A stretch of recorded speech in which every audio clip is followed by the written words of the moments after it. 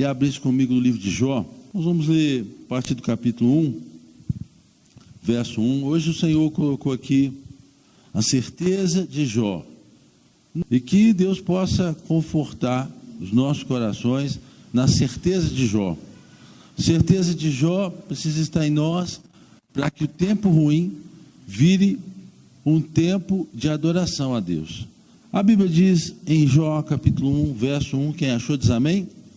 Havia um homem na terra de Uz, cujo nome era Jó, homem íntegro e reto, temente a Deus e que se desviava do mal. Nasceram-lhe 7 filhos e 7 filhas, possuía 7.000 ovelhas, 3.000 camelos, 500 juntas de bois e 500 jumentas.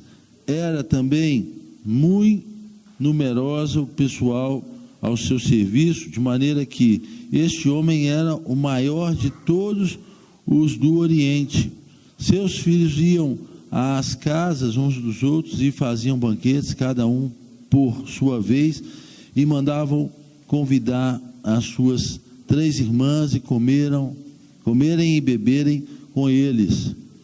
Decorrido o turno de dias de seu banquete, chamava Jó a seus filhos e os santificava, levantava-se de madrugada e oferecia holocausto segundo o número de todos eles, pois dizia: talvez tenha pecado os meus filhos e blasfemado contra Deus em seu coração. Assim o fazia Jó continuamente. Num dia que os filhos de Deus vieram apresentar-se perante o Senhor, veio também Satanás entre eles. Então perguntou o Senhor a Satanás: de onde vens? Satanás respondeu ao Senhor e disse: de rodear a terra e passear por ela. Perguntou ainda o Senhor a Satanás: observaste o meu servo Jó? Porque ninguém há na terra semelhante a ele, homem íntegro, reto, temente a Deus, que se desvia do mal. Então respondeu Satanás ao Senhor: porventura Jó debalde teme a Deus? Acaso não o cercaste com sebe, a ele e a sua casa, e a tudo quanto tem, a obra de suas mãos, abençoaste, e os seus bens se multiplicaram na terra. Estende, porém, a mão e toca-lhe em tudo quanto tem, e verás que se não blasfema contra ti na tua face. Disse o Senhor a Satanás: eis que tudo quanto ele tem está em teu poder, somente contra ele não estende a mão. E Satanás saiu da presença do Senhor. Amém? Vamos orar? Meu Deus, em nome de Jesus, nos dá a certeza de Jó. Nos dá, meu Deus, o entendimento da tua presença e da tua plenitude na nossa vida. Meu Deus, que o Senhor possa tocar a nossa história e o nosso coração com essa palavra, que ela possa dar frutos pelo propósito que está sendo enviado. Em nome de Jesus, a igreja diz: amém. Eu sei que o meu Redentor está vivo. É o que lá na frente Jó declara, depois de toda a aflição que ele passa, depois de ser testado pelo diabo, depois de passar por complicações e tristezas. Ele perdeu os filhos, ele perdeu os bens, ele perdeu até a saúde, ele quase que perde a lucidez. A mulher tinha perdido a lucidez, e ele lá na frente declara: eu sei que o meu Redentor está vivo, e em breve ele se levantará. Qual é a certeza de Jó? Eu não vou fazer mistério. Ele tinha certeza de que Jesus estava vivo e que em breve se levantaria, ou seja, em breve mudaria a sorte dele, mudaria a história que ele estava vivendo, faria um tempo novo acontecer, realizaria aquilo que ele tinha projetado.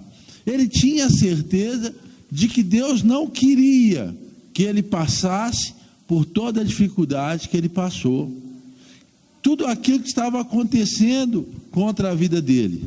Então Jó tinha a certeza de que em breve as coisas mudariam, de que ele venceria o tempo difícil. Jó tinha certeza de que Deus tinha planos bons em relação a ele. Jó tinha certeza de que o bom tempo e o mau tempo não duram para todo o tempo. Jó tinha certeza que o time dele ia sair da segunda divisão. Jó tinha certeza que o salário dele ia multiplicar no final do mês. Jó tinha certeza que haveria um aumento de salário esse ano. Jó tinha certeza que o ano que vem vai ser muito melhor do que esse ano que passou. Ele tinha certeza que Deus estava preparando o sobrenatural, de que a multiplicação das pessoas nessa igreja vai ser sobrenatural, de que Deus vai nos dar a condição de sermos renovados no Senhor e no poder, que vamos ver o encontro com Deus acontecendo de novo, vamos ver o reencontro já no tempo de carnaval, nós vamos viver um tempo bom, e o projeto de Deus vai acontecer na nossa vida. Posso ouvir um amém? Eu quero que você entenda que Jó não estava conformado com o tempo ruim, mas Jó sabia esperar o tempo bom, né? Após qual que era a certeza de Jó? Eu vou matar a charada para a gente poder ir para a mensagem. Isso aqui é a introdução. Jó tinha uma certeza de que Deus estava vivo e que operava a favor dele. Jó tinha certeza de que tudo que ele estava vivendo de ruim não era a vontade de Deus para a vida dele, né? Você tem essa certeza, querido, de que o que você passa de dificuldade na sua vida não é o que Deus quer para você. Às vezes é o que é necessário acontecer, às vezes é uma prova que Deus permitiu que você passasse, às vezes é algo que era necessário, mas Deus não tem prazer na morte do justo, Deus não tem prazer na dificuldade da nossa vida, Deus não tem prazer no nosso tempo de crise, Ele não se alegra em ver a gente sofrendo, Ele tem o melhor para nós, amém? Deus nunca se alegrou em ver Jó lá embaixo, lá na lama, não, né? E Jó tinha essa certeza de que Deus queria o melhor para a vida dele. Eu te pergunto, você tem essa certeza? Que Deus tem o melhor para você? Né? Apóstolo, o que eu faço para ficar firme na certeza de Jó? O que eu faço para não perder a certeza de que Deus tem o melhor para mim? O que eu faço? Essa é a minha mensagem. Eu quero te dar 4 coisas aqui que Jó tinha, para que essa certeza de que Deus era bom na vida de Jó nunca faltasse na sua história, né? Então, qual seria a certeza de Jó na sua vida? Que ele sabia que o Senhor estava vivo e em breve ia mudar a história dele, né? Então, o que ele tinha para ter essa certeza? Primeira coisa, Jó tinha integridade. O que Jó tinha? Integridade. Apóstolo, o que é integridade? Integridade é ser inteiro, é ser o mesmo. Integridade é se apresentar como todo, o lado positivo e o lado negativo, sabe? Quem não se apresenta inteiro para Deus não pode receber a cura de Deus. Quem não apresenta tudo para Deus não pode receber de Deus o que ele precisa.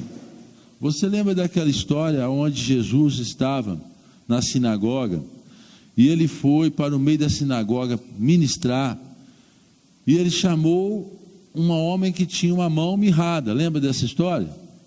E a mão daquele homem, eu imagino, era tudo que aquele homem buscava esconder, porque quem tinha um defeito físico naquela época principalmente, tinha algo muito agravado aos olhos de todos, era algo muito perigoso se mostrar, porque a revelação de um defeito físico era a sentença, segundo os olhos religiosos dos fariseus, de que Deus tinha amaldiçoado aquela pessoa. Então, para o preconceito judaico, toda pessoa que tinha um defeito, ele tinha uma maldição estampada no seu corpo. Ou ele ou os pais dele tinham pecado ao ponto dele ficar daquela maneira. Assim ele se via, assim aquele homem se sentia. Mas um belo dia ele foi na sinagoga, na casa do Senhor, e quem estava pregando era Jesus. Eu quero te dizer que hoje o Senhor está aqui no nosso meio. Amém ou não amém? Tem chance para o Cruzeiro na segunda divisão. Calma, Deus está aqui. Fala com o teu vizinho, Deus vai virar. Ele vai fazer. Vigia, né? Ele vai realizar. Vai. Não é porque o Maradona morreu que as coisas precisam. Não, né? Então olha só.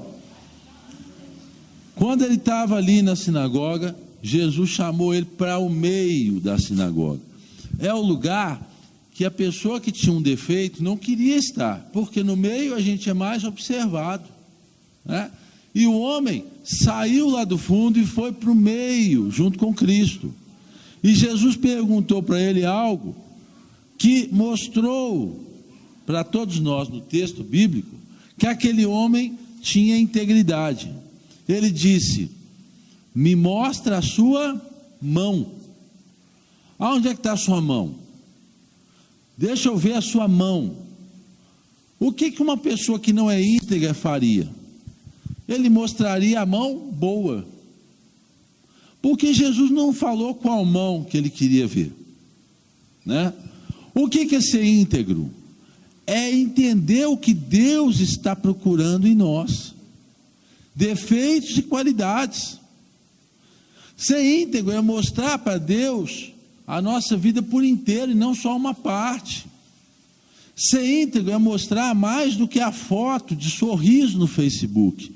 É mostrar a minha frustração, é mostrar a minha dificuldade, é mostrar onde está o meu pecado, aonde está o meu defeito, aonde está o que eu preciso melhorar. Pergunte ao seu vizinho: você é íntegro aos olhos de Deus? Apóstolo, eu não entendi, quer dizer que eu não posso ter defeito? Não. Ser íntegro não é ser uma pessoa perfeita. Ser íntegro é mostrar para Deus você por inteiro, o lado bom e principalmente o lado ruim. É mostrar para Deus aonde você precisa melhorar. É mostrar e aceitar que Deus toque o que você não conseguiu transformar. Então aquele homem da mão mirrada, ele mostrou para Jesus a mão que tinha defeito. E quando ele estendeu a mão, ou procurou estender a mão, o Senhor orou e a mão dele foi restaurada, né? Eu nunca poderei ser restaurado em uma mão mirrada que eu não mostrei para Jesus. Qual que é o problema das pessoas desviadas? Preste atenção nisso que eu vou te falar, para a gente nunca cair nesse problema. O primeiro problema da pessoa desviada é que ela não mostra para Deus nem para os outros o defeito que ela tem. Ela mostra para Deus e para os outros o defeito que ele encontrou em outras pessoas e nunca o dele. E isso não é ser íntegro. Ser íntegro é mais do que dizer: eu saí da igreja porque a igreja tinha um problema. É dizer: Senhor, eu saí da igreja porque eu tenho um problema. Lá tinha problema, mas o problema maior não era esse, o problema maior era eu. O Senhor está interessado sempre em quem você é. E para ser inteiro, eu preciso apresentar meu lado bom, mas principalmente meu lado ruim. Apóstolo, por que eu tenho que apresentar o meu lado ruim para Deus, se Deus conhece tudo?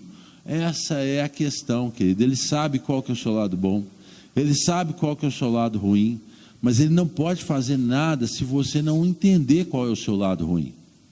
Se você não entender aonde você precisa mudar.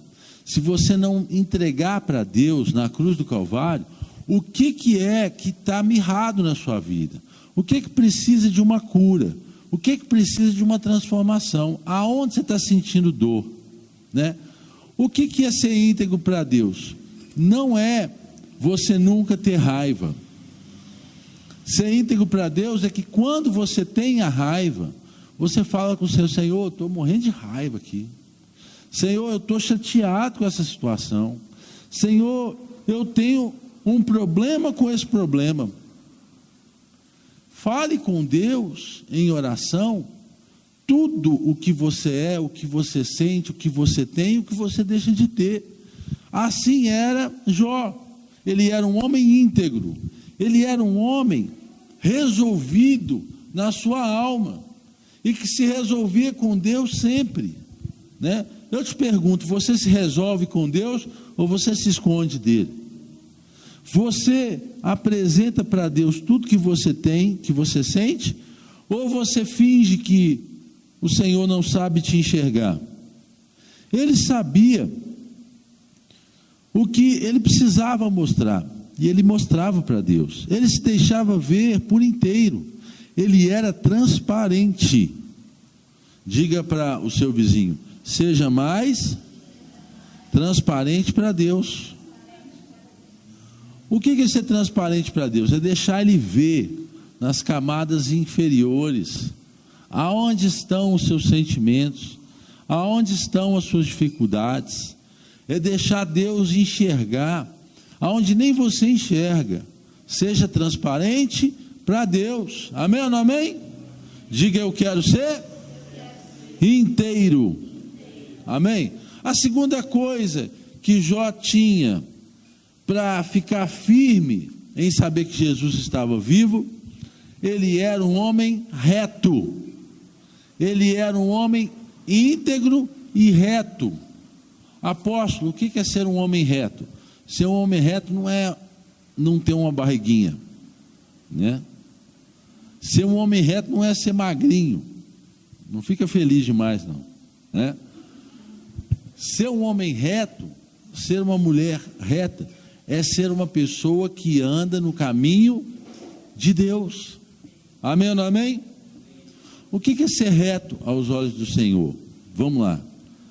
É aquele que segue sempre a mesma direção em Deus, né? É aquele que sabe para onde está indo e que não muda de caminho. Olha, vou dizer uma coisa para você, querido. Pior, ouça isso com atenção, por favor. Pior do que tropeçar no caminho que a gente anda com Deus, é a gente andar sem tropeçar no caminho que Deus não está. Você entendeu o que eu falei agora?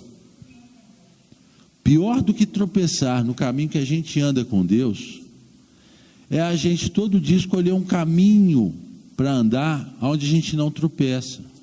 Após qual que é o caminho que o homem não tropeça? É o caminho que para ele, aos olhos dele, é bom. Por que tem muita gente que sai da igreja? Porque na igreja ele não consegue ser reto ao Senhor. Então ele busca um jeito e uma desculpa para viver a vida dele do jeito que ele acha que é melhor. Ele começa a dizer: olha, lá na igreja eu não podia fumar. Aqui eu vou arrumar um caminho novo para mim, eu vou fumar sim, mas Deus vai me entender. Não, querido, é melhor a pessoa fumar dentro da igreja e dizer: Senhor, olha aqui a minha integridade, eu fumei, eu errei, mas eu quero sair desse vício. É melhor fazer isso do que arrumar um outro caminho para andar e deixar de ser reto aos olhos do Senhor. Tem alguém me entendendo? Apóstolo, quer dizer que Deus quer que eu fume? Não. Mas Deus prefere que você fume no caminho dele do que você arrume uma desculpa para inventar um caminho que dá para fumar. Está entendendo o que eu estou falando? Deus quer que a gente peque? Não. Mas é melhor a gente pecar e continuar levantando, se arrependendo e andando no caminho do Senhor, do que inventar um caminho. É o que as pessoas fazem para se desviar, querido. Vê se você entende. O que é desviar? Desviar é arrumar um caminho novo. Se a gente olhar no tráfico de droga, quem são as pessoas que fazem as piores coisas no tráfico de droga? Crente desviado. Por quê? Porque o caminho deles aceita qualquer coisa. Eles arrumaram um jeito de dar desculpa para tudo de errado que eles fazem. Quem são as piriguetes pior que existe? Crente desviado. né? A Rita é uma crente desviada, tenho certeza. Aquela desgraçada, né? E o cara ainda fica lá, volta Rita. É uma crente desviada, aquela miserável. E o cara também era da igreja, desviou junto. Como é que você sabe que o cara desviou junto? É porque, querido, ele aceitou um caminho novo para a vida dele. Eu preciso ser reto aos olhos do Senhor. O que é ser reto? É ter a perseverança de andar em um caminho só, que se chama caminho de vida, que se diz Bíblia, palavra do Senhor, vontade de Deus. Eu sei qual é o caminho, eu não posso andar longe desse caminho. O Jó, que a gente conhece aqui na Bíblia, ele era reto, ele era íntegro, inteiro com Deus, quer dizer que quando ele caía, ele admitia o seu erro, e ele era reto, quer dizer que ele não saía do caminho de Deus. O que me faz ter certeza de vitória, de que as coisas vão melhorar, de que a vida vai transformar, de que o meu time vai sair da segunda divisão? É porque, mas Deus vai mudar, meu filho, vamos orar, vai dar certo, em nome de Jesus. É o que? É porque nós andamos no caminho do Senhor. Posso ouvir um amém? E nós somos inteiros para nos apresentar para Deus. Dê um aplauso ao Senhor, você está entendendo? Diz um aleluia aí de vez em quando. O que é a terceira coisa que Jó desenvolveu para ver a vida dele ser transformada de novo, né? A vida dele passou por um redemoinho muito grande, passou por uma dificuldade terrível, passou por um problema que a gente gostaria que ficasse só no que a Bíblia diz sobre ele, mas infelizmente às vezes, querido, a vida da gente passa por umas dificuldades que a gente olha e fala: meu Deus, tem misericórdia, Senhor, me ajude a vencer como Jó venceu, né? Nem sempre a gente vai ver um caso tão dramático como o de Jó, mas por que Deus faz questão de registrar isso na palavra? É que se teve jeito para Jó, tem jeito para nós, amém? E o que Jó desenvolveu para ver a transformação? Ele foi sábio, né? Jó era um homem íntegro, reto, temente a Deus. O que é sabedoria para Deus? É ter temor do Senhor. O temor do Senhor é o princípio da sabedoria, amém? Diga assim: eu preciso de sabedoria. Diga com mais fé, diga: eu preciso de sabedoria. O que nós estamos buscando quando a gente ouve a palavra do Senhor? A gente está buscando a sabedoria. Por quê? Porque a Bíblia fala que a sabedoria é algo que eu preciso buscar. Peça a Deus e Ele dará. Ele é o dono da sabedoria. E o que é sabedoria? É temer ao Senhor. Temer ao Senhor não é ter medo de Deus. Temer ao Senhor não é ter medo de cair no caminho. Temer ao Senhor não é ter medo de ter um lado ruim, de ter um lado escuro. Temer ao Senhor é ter medo de esconder de Deus o meu lado ruim. Temer ao Senhor é ter medo de arrumar um caminho novo que não é o caminho de Deus e acreditar que aquilo ali é de Deus para mim. É isso que é temer ao Senhor. É ter medo de errar com a coisa certa de Deus.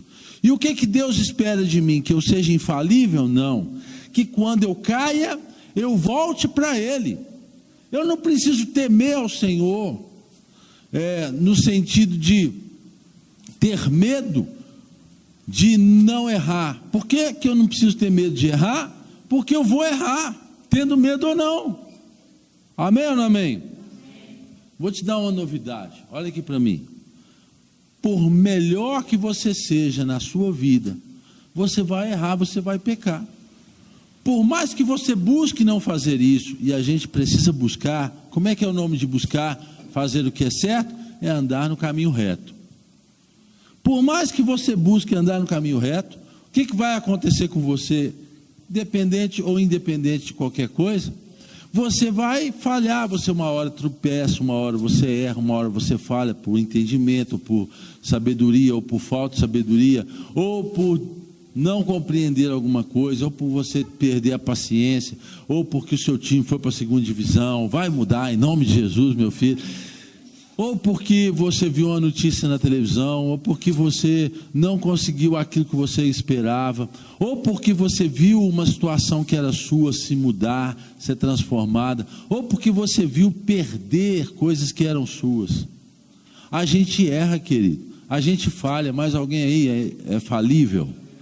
Mas o que é temor? É que quando isso acontece, eu não posso esconder isso de Deus. Eu preciso ser transparente. Ser transparente é ter temor a Deus. Posso ouvir um amém? O que é ter temor a Deus? É voltar e andar no caminho reto do Senhor. É me arrepender e continuar vivendo o projeto de Deus. Não arrumar uma desculpa para sair desse projeto, porque eu errei.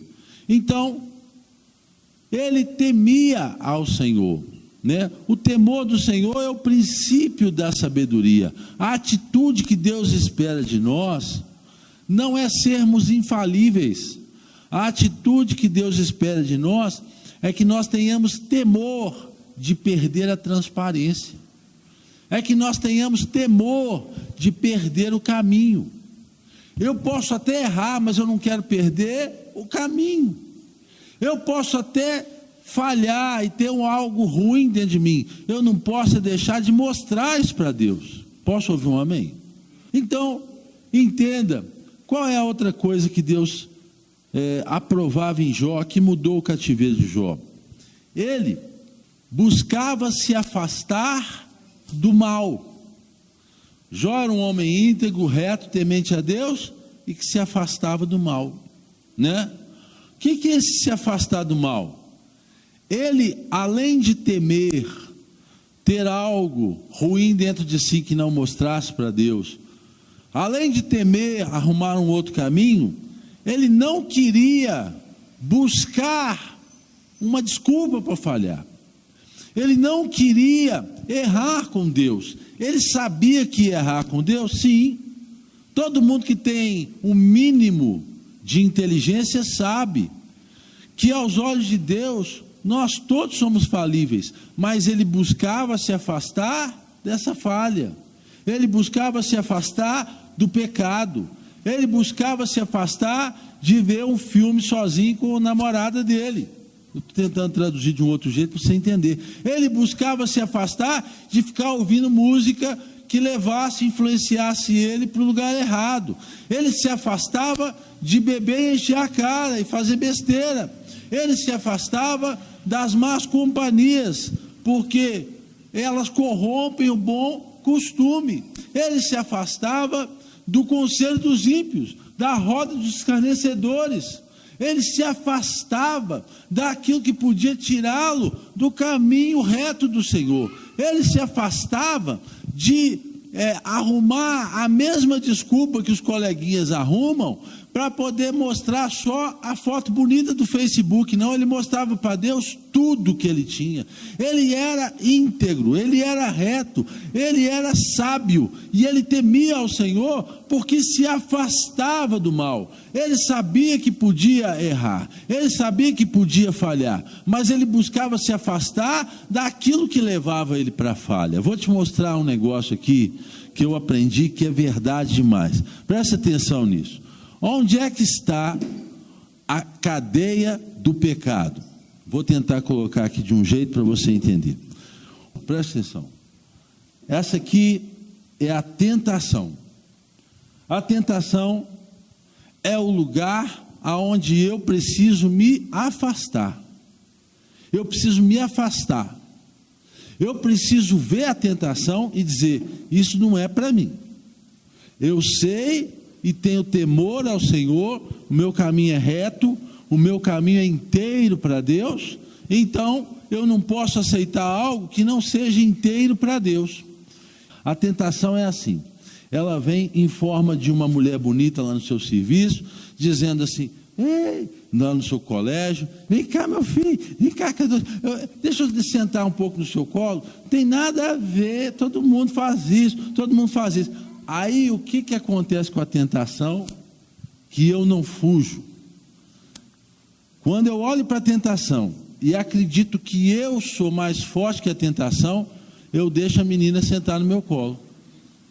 Tem alguém me ouvindo? Por que o camaradinha deixou a menina sentar no colo dele? Porque ele acreditou que era forte.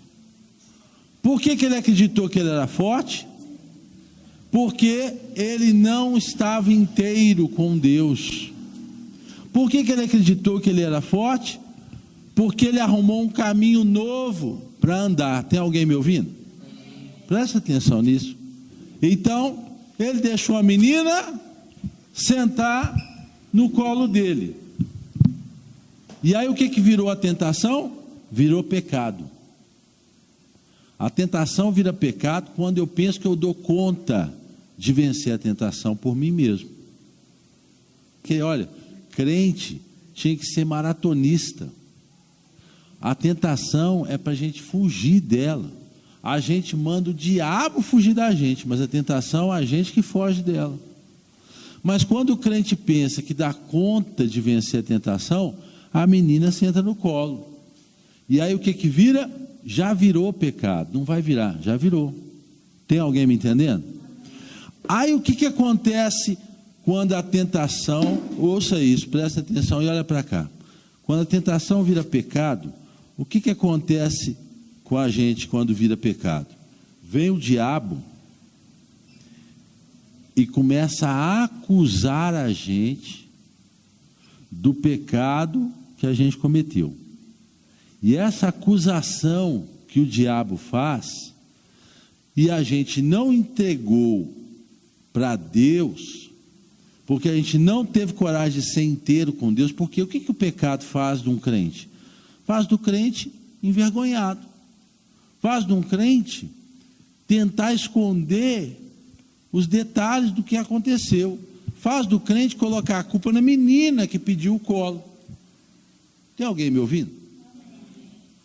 Então, essa história de acusação que o diabo lança contra o crente, vai fazer o crente ser atentado ainda mais fortemente, porque aquilo que eu sou acusado, eu tendo a voltar para aquilo ali.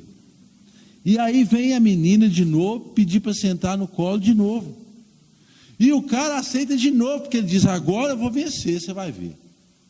O diabo está falando que eu não dou conta, eu sou crente. Aí o que acontece? Pecado de novo.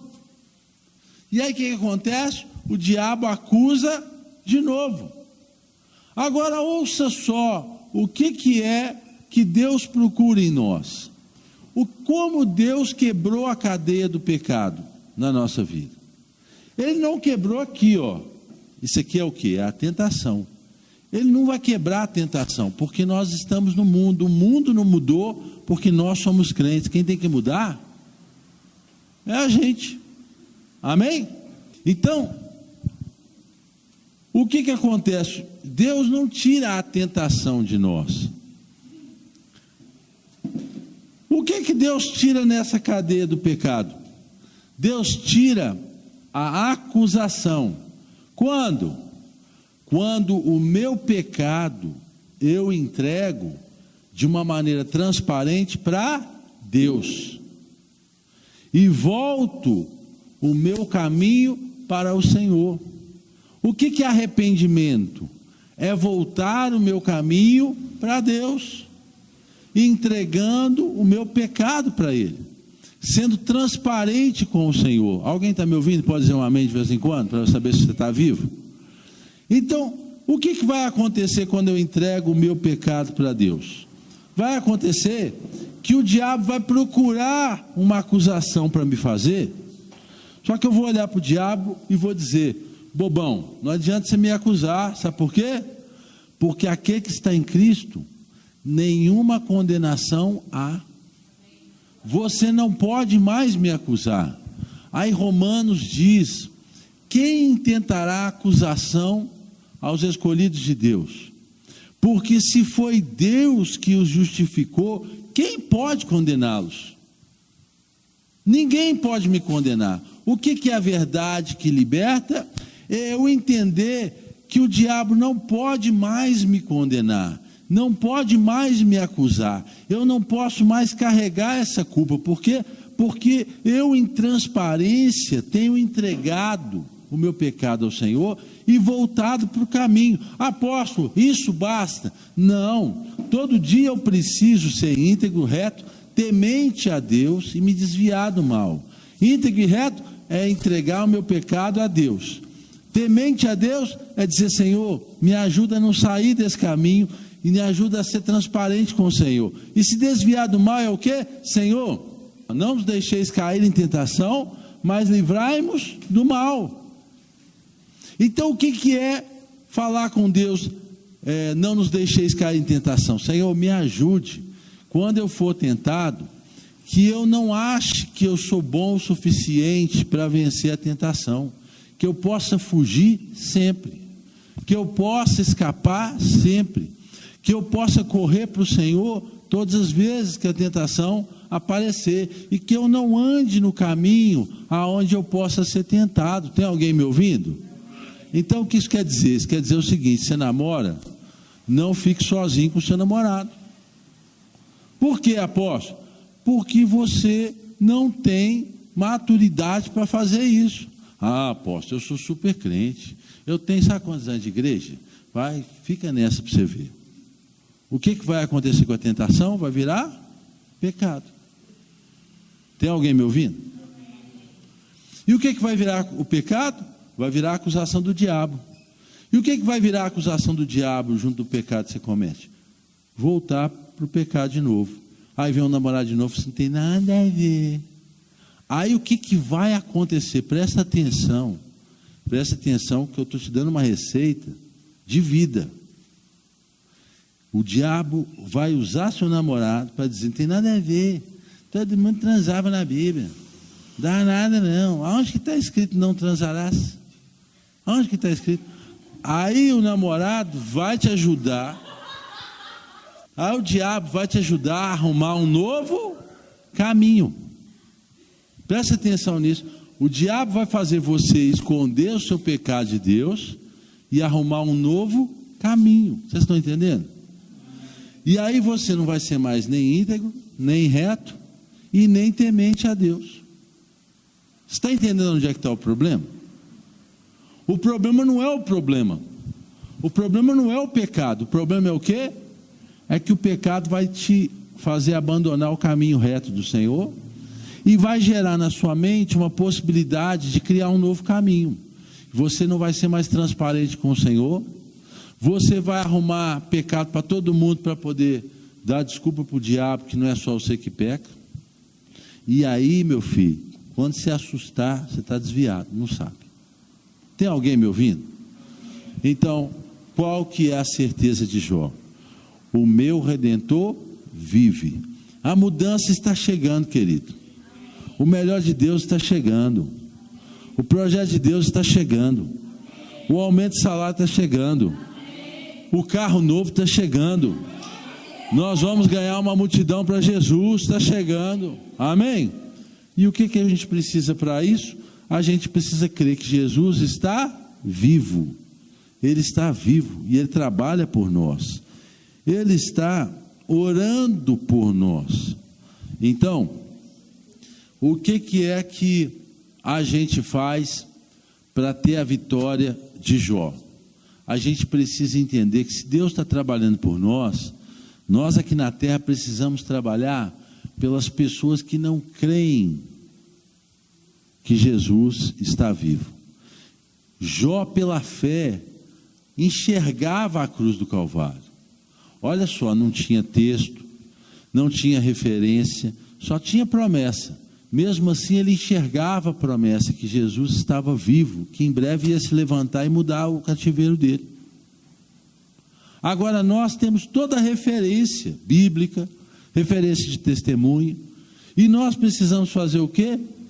Crer que Jesus morreu no nosso lugar, que o preço não vai mais cair sobre nós, que Ele já pagou o preço e que nos deu a vitória dele. Para que nós precisamos crer? Para que a gente faça a oração de Jó. Qual que é a oração de Jó? Mudou a sorte de Jó quando esse orava pelos seus amigos.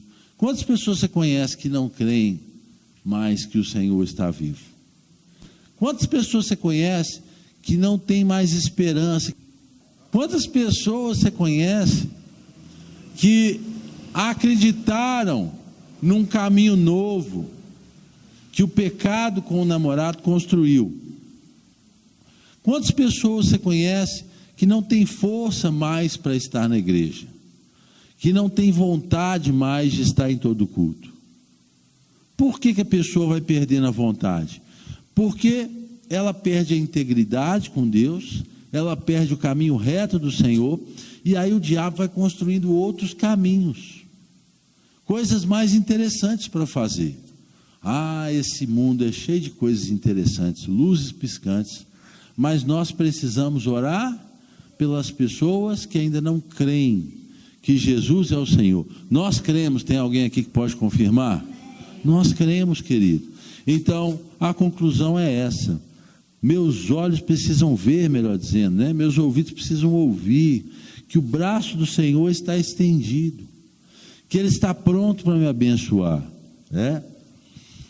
Então a Bíblia diz em Jó 42:5: meus ouvidos já tinham ouvido a seu respeito, mas agora os meus olhos te viram. Os meus olhos te viram. Por que os olhos de Jó viram ao Senhor? Porque ele creu ao ponto de enxergar a cruz. Você tem enxergado a cruz? Ou você tem enxergado só os seus problemas? O meu Redentor vive. Jesus está vivo, querido. E Ele está vindo para nos restaurar, nos recuperar, trazer o dobro de pessoas que tinha aqui na igreja, fazer 2 vezes mais a bênção que um dia Ele te deu, te dar o dobro do seu salário, te dar o dobro da sua oportunidade financeira, te dar o dobro das portas abertas, te dar o dobro em todas as bênçãos que Ele preparou para você. Se o diabo te roubou em uma, o diabo vai ter que devolver para Deus, e Deus vai te dar 2 vezes mais tudo aquilo que o inimigo te roubou. Posso ouvir um amém? Então a conclusão é essa: eu preciso ver pela fé. Jó viu a cruz pela fé, se humilhou, porque ele era transparente, ele se humilhou aos pés do Senhor, ele orou pelos seus amigos. Então Jó era um homem que vivia em oração, eu preciso aprender a orar, e que ele entendeu que o Senhor enxugou as lágrimas dele, enquanto ele pensava em outras pessoas, porque ele sabia que por ele o Senhor pensava, ele sabia que por ele o Senhor já estava fazendo, né? Eu não sei qual que é a situação que você está vivendo hoje, mas eu quero te dizer que o Senhor está fazendo por nós. O Senhor tem um projeto na nossa vida, querido. Como eu quero que você entenda isso: Deus tem um plano que é muito melhor, que os seus olhos não viram, que os seus ouvidos não ouviram, não chegou no seu coração. E o que eu preciso para ver esse sonho acontecer? Eu preciso crer, eu preciso ter transparência, eu preciso andar no caminho reto do Senhor, eu preciso me converter. E eu não sei qual que é a dificuldade que você tem, não sei se você tem passado por alguma luta ou algum problema. Eu sei que o Senhor está vivo e em breve se levantará. E quando o Senhor se levantar, querido, e quando Deus chamar a gente nas nuvens dos céus, e quando o Senhor mudar o nosso cativeiro em bênção, quando o Senhor mudar a sorte de Sião, nós vamos ficar como quem sonha. Mas, querido, o nosso testemunho é antes de Deus mudar, é agora. O que nós estamos fazendo agora? Eu quero que você abaixe a tua cabeça, feche teus olhos e entregue para Deus agora a sua transparência. Diga para Deus quem você é, não só a foto do Facebook, não só o lado bonito. O Senhor está pedindo que você estenda as suas mãos para Ele ver.